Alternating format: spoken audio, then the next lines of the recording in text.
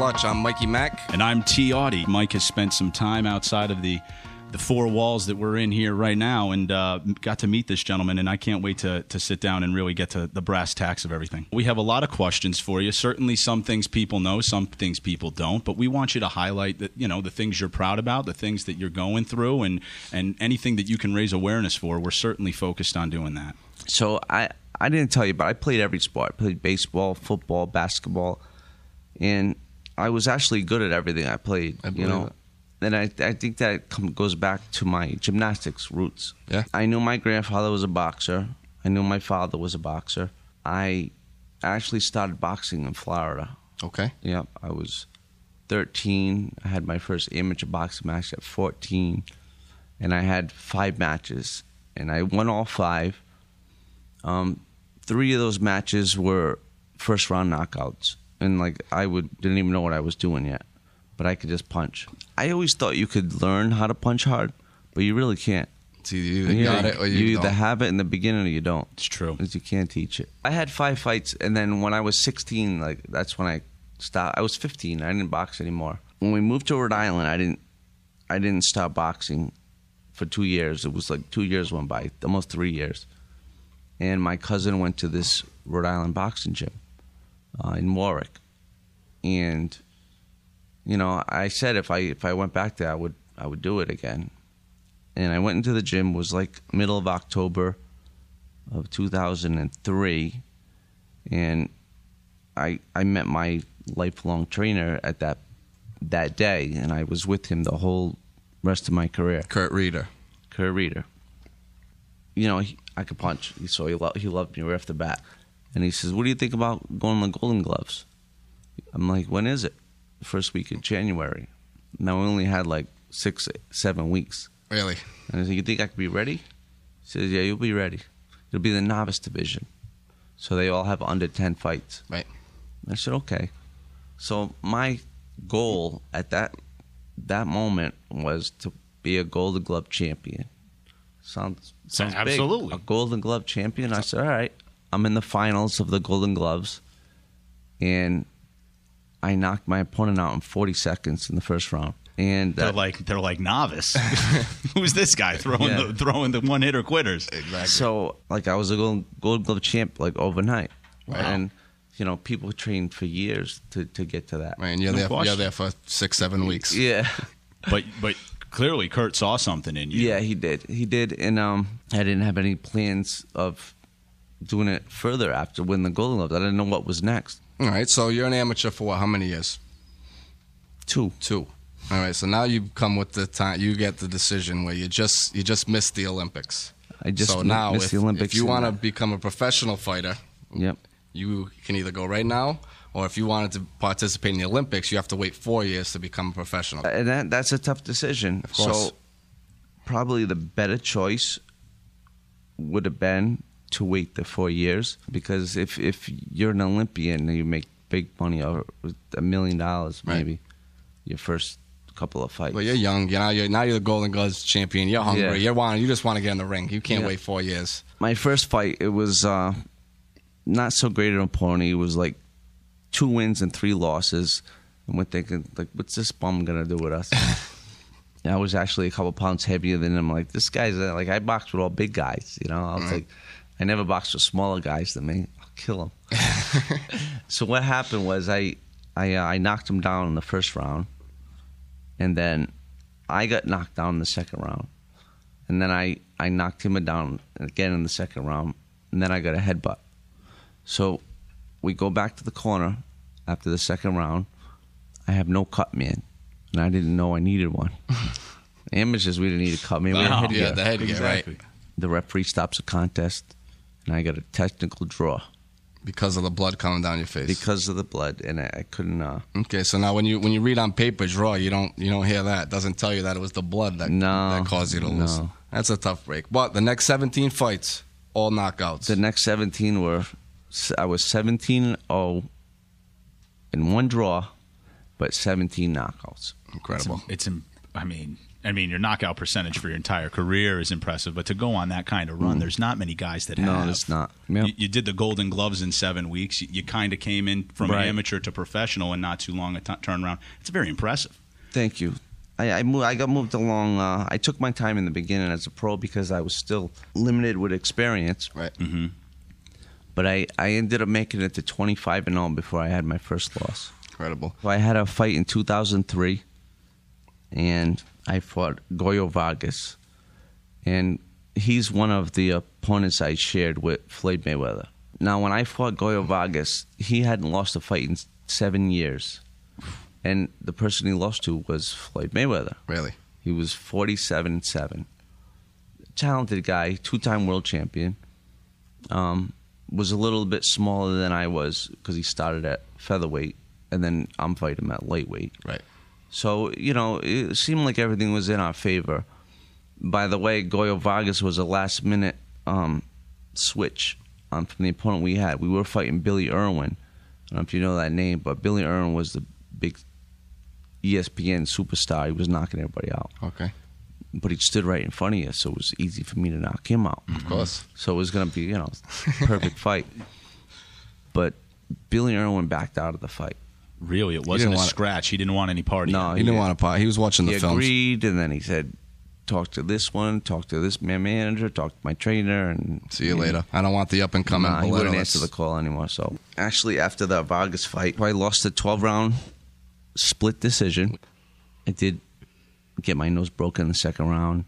So you fought the next 10 rounds with a broken nose. Yeah. How's that feel? It was painful. If I didn't get the broken nose, I think the fight would have went different. And the way he hit me in the nose, it was like the referee was breaking us up when there's in a clinch, and he hit me like right at the end when I wasn't really protected. So that's why the fight went the way it did. I believe that if I fought him 10 more times, I'd beat him all 10 times. But some days, you know, you don't have your best day every day. So after the fight, I mean, I didn't look good. My face did not look good. You know, my nose, my eyes are both black, everything. And I had like blurry vision that I didn't know was ever going to get better again. Really? You know, it was like a concussion that was so bad. I had like blurry vision for 3 months. Oh. My wife said, you're definitely not fighting ever again. No way, you're done. You're done with fighting. And I agreed. And then I didn't need to box. I didn't need to do that. I made it good living. Right, and you got your kids at home. Yeah. 3 kids. You're with your wife. I had my own construction. You're running the construction. You're doing real estate. So you're you were fine with it when she said, "I don't want you." I was fine. I was done. I was happy. Okay. And if, you know, from that point forward, it was like my life got so much better. Right. So I didn't have to torture myself every day. But that didn't stay the case for long. It did for 3 years until I got that call to be on a Contender TV show. Okay. So how old were you at the time when the Contender called, Gary? I was 30. I was retired for 2.5 years before I got the call. Okay. I haven't even been in the ring. I haven't done sparring. I haven't done anything. My first boxing promoter called and said, I think they're going to pick your weight class. He says, I got an inside word, and I'm taking one of my fighters down. He says, you should get on. And he wasn't my promoter anymore. But we had a good relationship. I left on good terms. Mm-hmm. And he had a feeling that I would get picked because of my personality or whatever he thought. So I met him on the train. He came from Boston, Brockton actually, and I met him on the train in Providence, and I went to New York with him. And the other fighter that got picked to be on the show was on the train with me. And you didn't like him very much, did you? I didn't like the look on his face.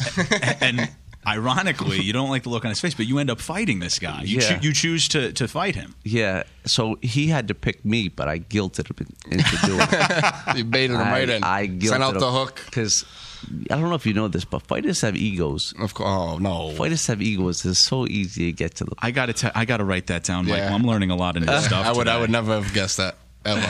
Now, every morning, you guys, you're putting you through like a boot camp thing. They're torturing you. Yeah. But you guys are running 3 to 5 miles every day. Yep. And you, no ego, as you say, made it a point every day to make sure that nobody beat you. Nobody ever passed me. I wasn't the greatest boxer on the show, but I was the boxer with the greatest conditioning. No question. And strength. I tell everybody that starts boxing, anybody could do 10 rounds. Depends on the pace you're going. You know what I mean? So it wasn't until I went on the Contender TV show that I realized, like, nobody trains like me. That's not training. Right. I train conditioning, strength training, all that stuff. They train, this is where I messed up. They train boxing. When you're a boxer, you got to learn how to box, not learn how to fight, because my career would have lasted longer if I boxed better, if I boxed more. Gotcha. But I made up for my boxing ability with strength. You win your first round of Contender. Second round doesn't go as well. You come home. So you're thinking, do I hang it up? You decide to fight one last time. I talked to my promoter, Jimmy Birchfield. Then I asked him to get me a good opponent. So I fought a guy with 21 wins and 1 loss. I feel like I went out on top. I was unhurt. I still had a few marbles left. Never got knocked out. Never got knocked out. You know, I went out. You know, not too many fighters go out, you know, in a good way. And I get a call because I was been watching the American Ninja Warrior.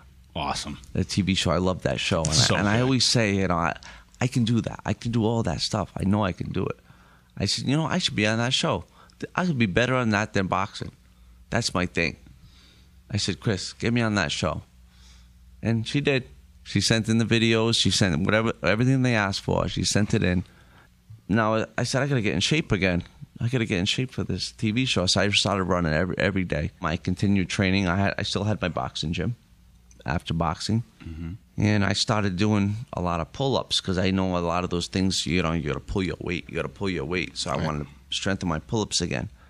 Leading into how I got hurt was I put up a pull-up bar in my backyard, one Sunday morning. So it's June 30th. Yeah, it was June 30th, and I had a piece of my trampoline, and I wedged it in between the 2 trees that were probably about 5 feet apart. They were close together, so I wedged it in between these 2 trees, and then I just put like some sheetrock screws around there, playing around the yard.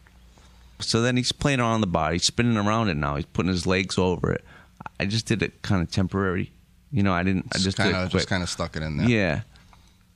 And I said, let me show you how to do that. So I'm over grass. I figure I'll show him how to do this. Right. You know, thinking quick, taking a chance. Spin around it once. You know, he wanted to see where my hands were. Do it again. I knew it was kind of loose, but I said, well, I got to fall. So you go for it one more time. I go for it one more time, and the bar gives way. I didn't know where I was. I didn't have my center of gravity, so I landed just the wrong way. My head broke. My neck broke with my head going backwards. I landed on my chin like that. So if I did it over and over again, I could never land like that again. You know, you could change your life in 1 second. So now I'm just finding ways to fight and you know, all the best gadgets I can find to get better. Because the therapy, I mean, is as important as anything. Yeah. So I've been going 7 days a week since I've been home from Spalding Rehab in Boston. I've been going 7 days a week with therapy. From me hearing the story, it's just a part of your story, and you're not going to let it determine who you are. Right. Yeah, and Gary, it's so inspirational and motivational to hear that, because I got to tell you, there's people that, you know, they're 5 minutes late to work and it ruins their whole day. Here's somebody that every single day you attack this challenge just like you did everything else in your life. And I mean, that's what we're trying to bring to our listeners. You have something and you do something that people don't have. They just don't have it. And what we're trying to share with them is, even despite the injury, that will hasn't even begun to diminish. That won't change, and it still hasn't changed now.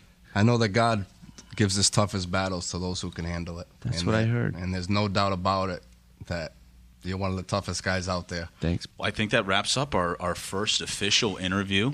We had Gary Tiger Balletto tonight.